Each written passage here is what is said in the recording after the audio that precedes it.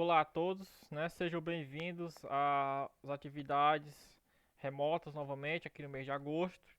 Né? A primeira semana vocês tiveram atividades de acolhimento fornecidas pela CRED, né? Todos fizeram, participaram. E agora voltamos às atividades das disciplinas. Em matemática, né? Nós resolvemos fazer uma revisão de assuntos que vocês viram no semestre passado. Escolhemos três: porcentagem, juros simples e propriedade dos polígonos, tá bom? É, essa primeira atividade foi apenas de revisão, aconteceu no dia 11/8. Vou fazer a correção dela aqui, dessa atividade.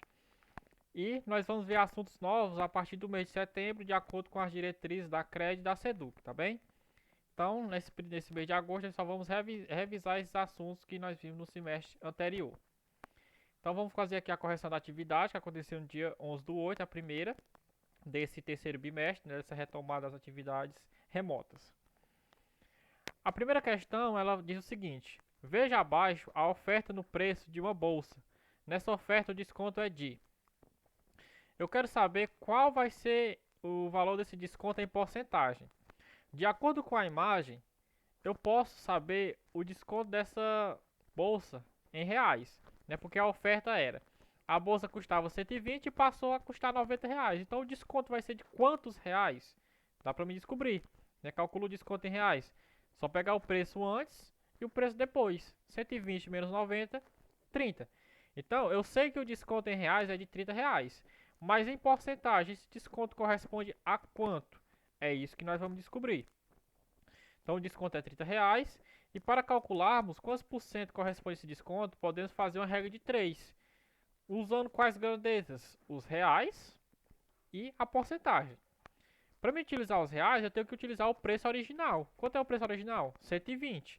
Como é o todo, é o preço total, ele corresponde a quantos por cento? 100%. Esse desconto de 30 reais, fica abaixo de reais, corresponde a quanto? X. Então, 120 corresponde a 100%, 30 corresponde a x. Uma regra de 3 em porcentagem, eu vou multiplicar ela em x, certo?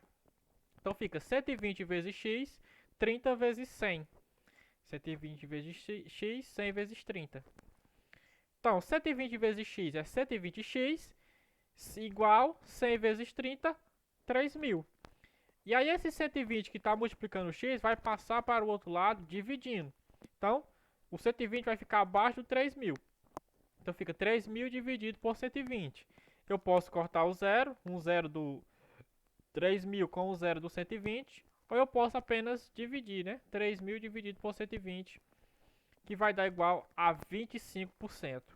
Então, esses 30 reais em porcentagem corresponde a 25%. Então, logo o desconto é de 25%. Alternativa correta, item D. Ok?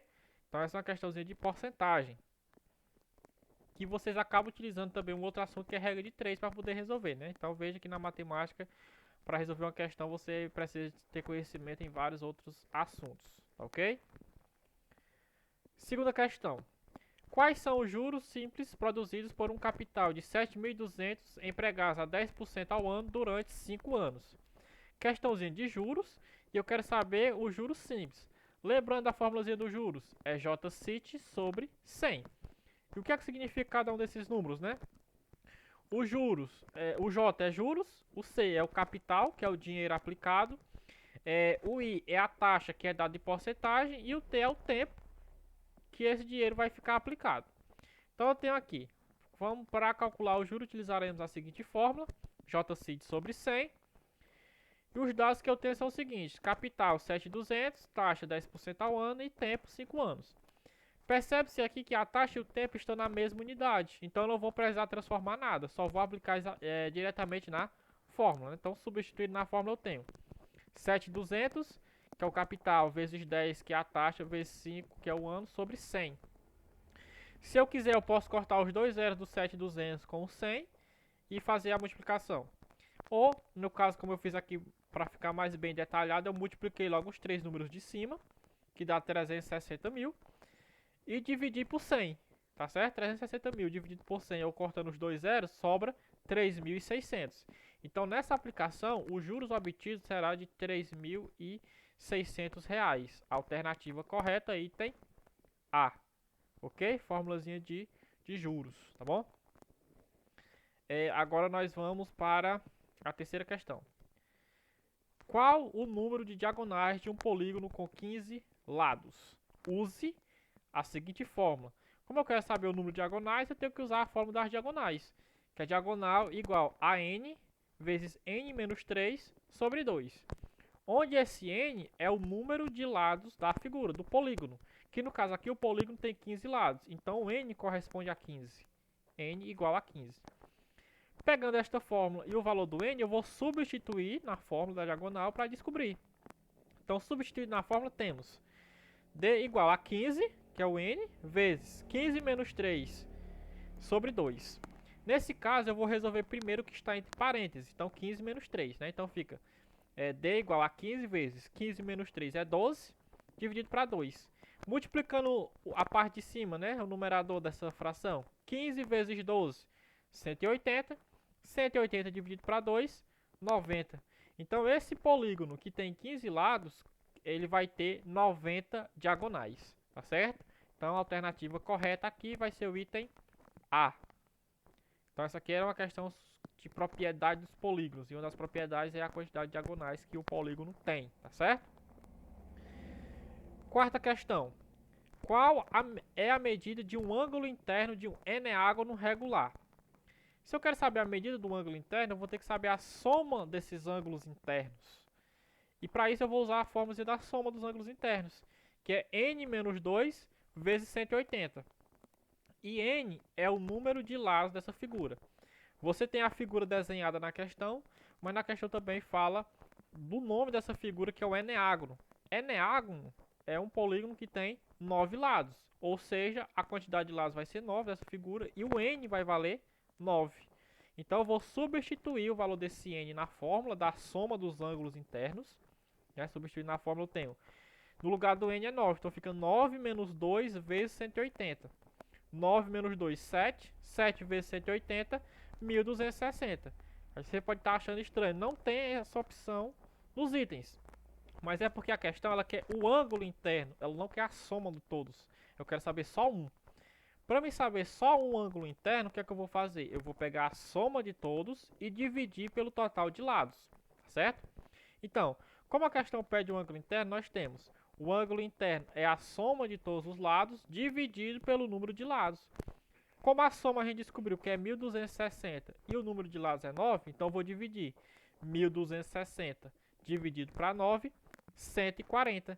Então, cada um desses ângulos desse eneágono vai medir 140 graus. Alternativa correta, item D, certo?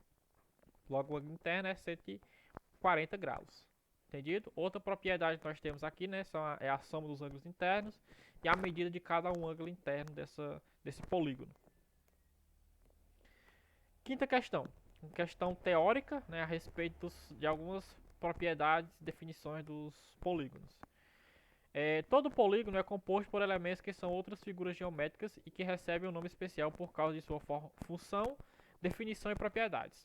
A respeito desses elementos dos polígonos, assinale a alternativa correta. Item A. Os triângulos não possuem diagonais.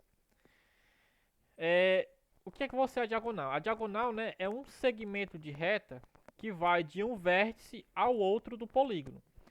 Só que de ir de um vértice ao outro não pode coincidir com o lado.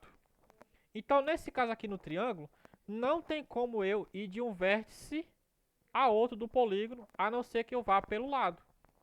Então, não tem como eu ir de um vértice a outro sem ser pelo lado da figura. Então, nesse caso aqui, o triângulo ele não tem nenhuma diagonal. A resposta correta vai ser o item A, tá certo? Porque ele não possui diagonal.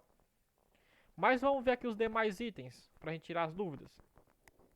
Uma diagonal de um polígono é qualquer segmento de reta que liga dois de seus vértices. Será que é qualquer segmento? Eu até frisei aqui, ó, é qualquer segmento. Então, desenhei aqui uma outra figura, né? O retângulo. Se eu vim aqui, esse segmento de reta não corresponde a uma diagonal. Ele é o lado da figura, não é a diagonal. A diagonal vai ser o quê? Esse segmento que está em preto, ó. vai de um vértice a outro sem ser pelo lado da figura. Então isso aqui é uma diagonal, tá certo? Agora ele falou é qualquer, não é qualquer, porque esse segmento aqui, que está em vermelho, esses lados que estão em vermelho, eles não representam diagonais. Eles são segmentos de reta, mas não representam diagonal. Então não posso generalizar e dizer que é qualquer segmento. Quando generalizar assim, normalmente está errado, tá certo? Então não é qualquer. Então o item B descarta por causa disso. O item C. O ângulo externo de um polígono é qualquer ângulo que pertença a ele e que não seja um ângulo interno. Vamos ver aqui. Novamente tem aqui a palavra é qualquer ângulo. Será que é qualquer ângulo? Aí eu desenho aqui um quadrado. Eu tenho aqui os ângulos, né? E externo, obviamente, é o que está fora dessa figura. Mas será que qualquer ângulo externo, qualquer ângulo que está fora da figura, vai pertencer a ele? Vamos ver. Esse ângulo que está desenhado aqui, ele está fora da figura. Mas ele vai pertencer a essa figura? Não. Então eu não posso dizer que é qualquer ângulo que esteja fora dela que vai pertencer a ela, qualquer ângulo externo a ela. Então o item C também está errado por causa disso, por causa dessa generalização que teve. Então não é qualquer ângulo. E o item D, os quadrados possuem apenas uma diagonal. Desenhado aqui o quadrado. Será que ele só vai ter uma diagonal? Vamos ver. Uma, já tracei uma que está aqui em linha preta. Vamos ver se tem outra. Duas. Não tem como mais eu traçar diagonais, porque agora se eu traçar será os lados da figura. Então, os quadrados não possuem uma diagonal, ele possui duas. Então, item D está errado também. Como eu já tinha falado antes, a resposta correta é item A. Os triângulos não possuem diagonais. Ok? Finalizamos a correção desta atividade de matemática. Né? A atividade posterior contempla os mesmos assuntos, porcentagem, juros simples e propriedade dos polígonos. E a gente se vê posteriormente. Aqui está o slogan do meu canal, Matemática Anderson, que vocês podem colocar lá no YouTube. Quem não é inscrito, se inscreva, deixa o link, compartilhe, né? E dá aquela moral pra gente. Sugestões, críticas, podem colocar lá ao se inscreverem no canal, tá bom? Tenham todos boas atividades e até a próxima.